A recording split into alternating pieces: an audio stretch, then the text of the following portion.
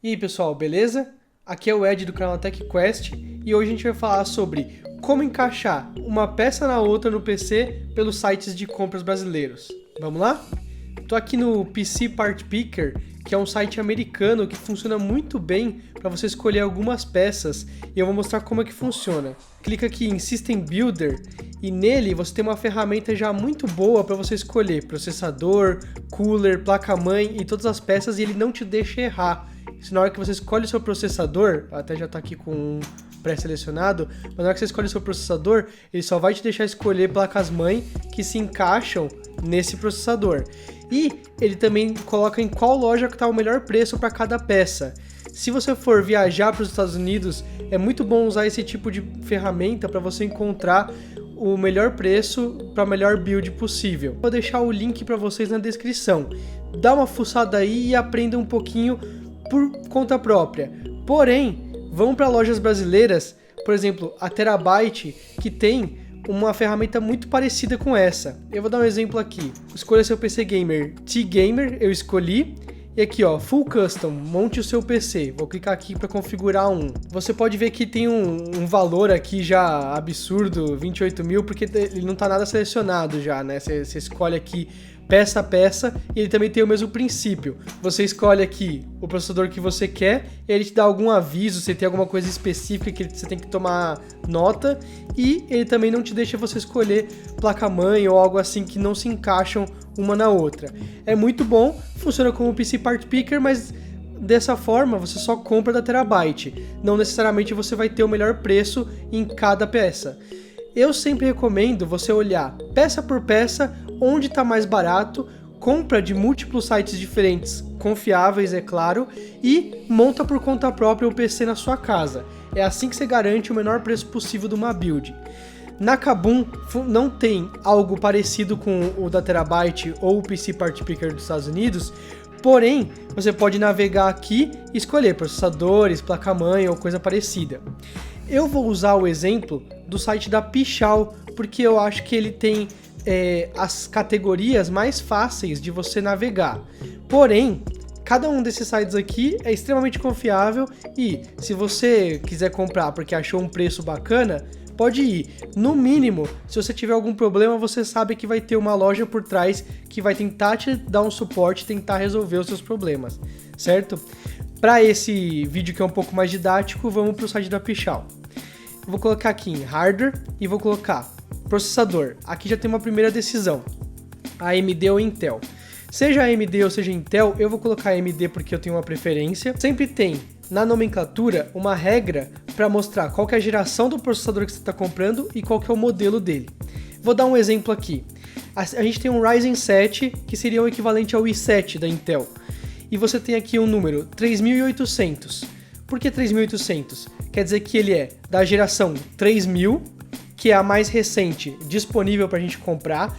A AMD já lançou os 4000 para notebook e os 5000 para desktop, só que ainda não está disponível para venda, principalmente aqui no Brasil, que chega um pouquinho depois dos outros países, certo? Mas vamos comparar aqui esse Ryzen 7 com esse Ryzen 5, que é o equivalente ao i5 da Intel. Tem aqui o número 3500, ou seja, geração 3000 e modelo 500. Você vai aqui mais para baixo e você consegue ver que essa regra se aplica sempre. Você tem aqui ó, Ryzen 9 3950, mesma geração. Você tem aqui um Ryzen 7 3700. Pode comparar, ali era Ryzen 7 3800, aqui 3700 e o preço é um pouquinho abaixo. Por quê? Mais alto o número do modelo, geralmente melhor é a performance, melhor é o produto que está sendo vendido. A geração é 3000 e aí você tem 500, 600, 700, 800, 900 e por aí vai. Uma coisa que você tem que ter em mente é o seguinte: quando a gente está falando de um PC para games, geralmente 6 núcleos já é o suficiente. A gente está buscando um PC custo-benefício, mas sem comprometer muito da performance, porém sem exageros também, para não gastar muito. Então, vamos colocar aqui, por exemplo, um Ryzen 5 3600. Isso para todas as páginas vocês vão ver. Tem aqui a página de detalhes e a página de especificações. A página de detalhes geralmente é um marketing que a própria fabricante, por exemplo, a AMD, tá colocando, tá disponibilizando para as lojas. O mesmo funciona na Kabum ou qualquer outra loja. Especificações é o que a loja em si coloca já em formato mais de tabela ou em texto simples para você ler, bater o olho e já saber do que se trata. Então a gente tá olhando aqui, ó, 6 núcleos, como eu falei, e 12 threads. Threads mais ou menos são núcleos virtuais, então esses 6 núcleos conseguem operar como se fossem 12 núcleos, certo? E o socket, que é a M4, essa informação que a gente precisa. A M4 é o socket mais recente da AMD e ele vai ser utilizado para a gente descobrir a placa-mãe que a gente quer. Escolhi esse processador, vamos para a placa-mãe. Então em placa-mãe já vamos filtrar aqui, ó. Geralmente todos os sites, lojas, têm como filtrar pela esquerda, certo? Então eu vou colocar aqui processador, eles colocaram processador, mas na verdade é o socket essa informação. AMD AM4, porque é o socket que eu estou buscando. Você vai ver que tem aqui opções AM3 ou inúmeros da Intel, porque a Intel muda a cada ano o socket, enquanto a AMD está pelo menos nos últimos 3 anos, se eu não me engano, com o mesmo socket, né? Mas a última geração é a 5000, depois desses já vai lançar um novo socket. Porém, para o processador que a gente escolheu é o suficiente, é o que se encaixa, certo? Mais uma coisa, vamos colocar aqui a placa-mãe, mesmo esquema, a gente tem geração e modelo, sempre funciona assim. Então vai ter um exemplo aqui, A320, 300 é a geração, então a gente tem umas 2 gerações para trás, se eu não me engano, essa placa-mãe. A gente tem aqui do lado X570, a geração é a 500, que é a mais recente que tem, e 70 é um modelo mais alto do que 20, entendem? E o preço também já dá um indicativo, mas não é final, porque existem diferenças em cada um dos modelos. Por exemplo, essas duas aqui são Gigabyte Aorus, X570, e mesmo assim eles têm preços drasticamente diferentes, certo? Eu vou colocar aqui essa B450, que é da geração passada, mas é um modelo intermediário super recomendado e funciona super bem para uma build budget, só que com bastante tempo para utilizar ainda no futuro, certo? Vamos confirmar aqui nos detalhes que o socket é AM4 e uma das coisas que a gente vai prestar bastante atenção é o slot PCIe, certo? PCI Express. Ó, um slot PCI Express 3.0 X16 é o tamanho desse slot e o modo em que ele roda, X16 também. Vocês podem ver que nós temos um outro módulo de tamanho X16, porém modo X4. Eu vou mostrar para vocês como é que funciona isso. Aqui em cima a gente tem a placa-mãe, e eu clico aqui para ver em mais detalhes visualmente. Eu tenho aqui o slot PCI Express X16.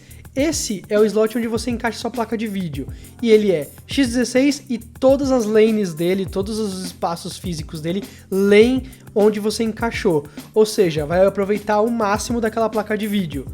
E aqui embaixo a gente tem um outro em que ele tem o mesmo tamanho, ou seja, você conseguiria encaixar uma placa de vídeo aqui, mas ele só lê os primeiros 4 lanes, as primeiras 4 fases desse slot, ou seja, não aproveitaria todo o potencial da placa de vídeo.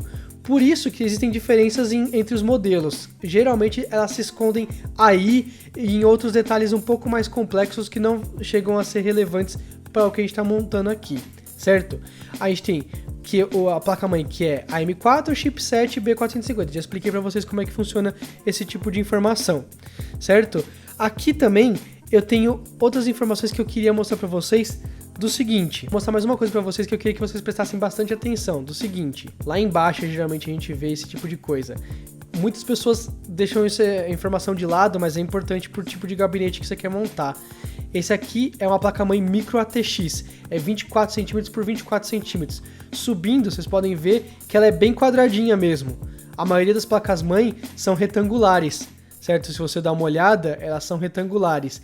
Quando é quadradinha, ela é um pouquinho menor. Não é a menor de todas, que é a Mini TX, que é a que eu uso na minha build atual. Porém, ela já é menor o suficiente para caso você queira um gabinete que só encaixe esse tipo de placa-mãe, economizar um pouquinho de espaço no seu setup, certo? Então, escolhi a placa-mãe. Vamos pro gabinete para a gente ter uma ideia disso aí. A gente tem vários tipos de gabinete. É difícil você apontar qual gabinete é melhor do que o outro, porque, sinceramente, todos vão se parecer fisicamente. É bom você ver que o preço te agrade, te atenda, certo? Porém, não se iludam por luzes brilhantes ou muitos coolers. Por exemplo, esse Redragon Ironhide de R$1.000. Não necessariamente ele é melhor do que esse Q300L da Cooler Master. Você tá entendendo? É sempre bom você pesquisar vídeo em que eles testem o fluxo de ar desse gabinete, ou pegar uma recomendação de alguém que já tem um PC e fale que as temperaturas do PC ficam legais dentro desse tipo de case, certo? Esse gabinete aqui, se eu não me engano, ele é menorzinho mesmo. Ah, perfeito, ó. Aqui a gente tem um gabinete, ó, placa-mãe Micro ATX e Mini ITX, ou seja, ele é pequenininho.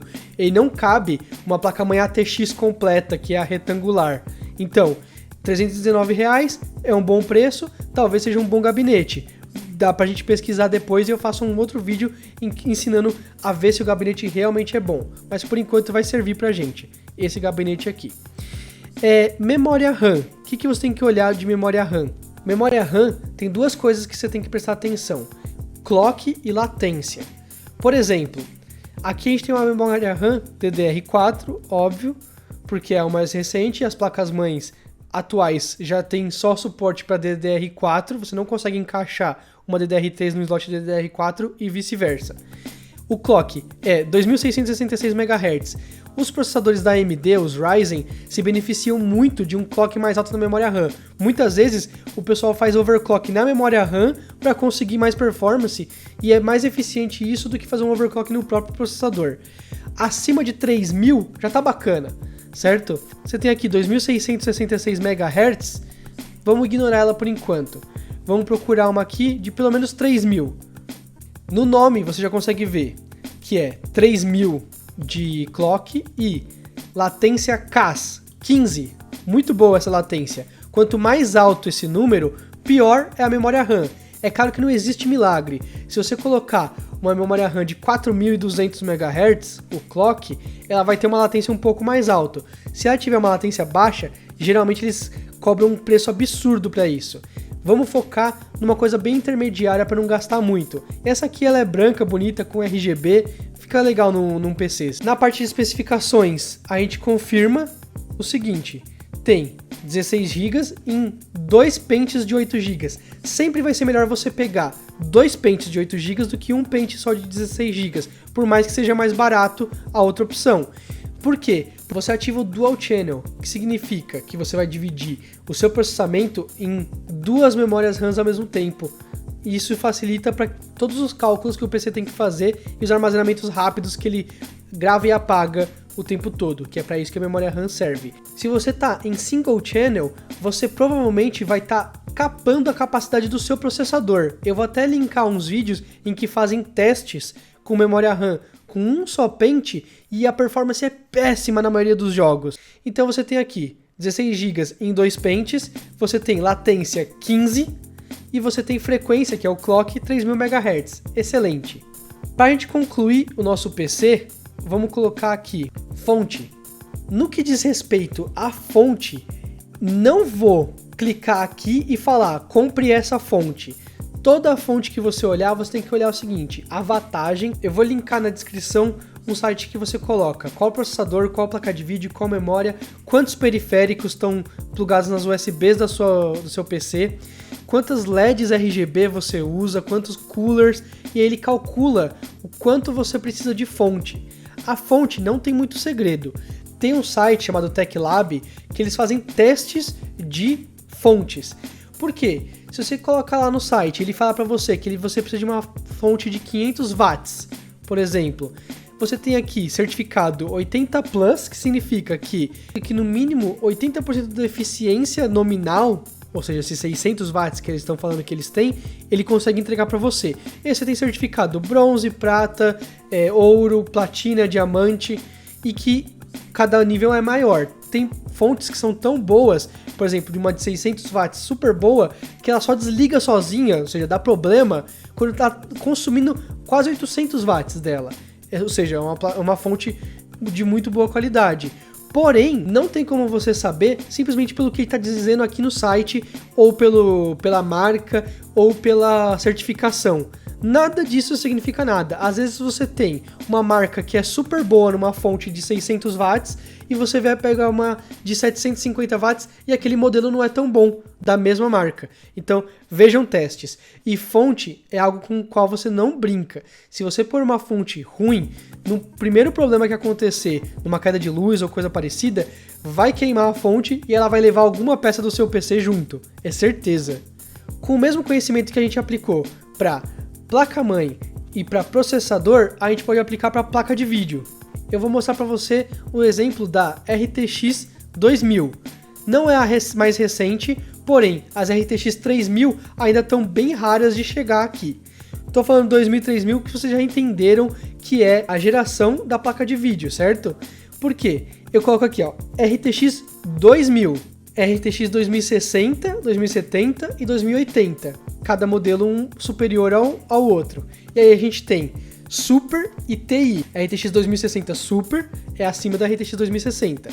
E a RTX 2080 Super é acima da RTX 2080. E a RTX 2080 Ti, ela é acima da Super. Então ela é a mais top do mercado naquele momento.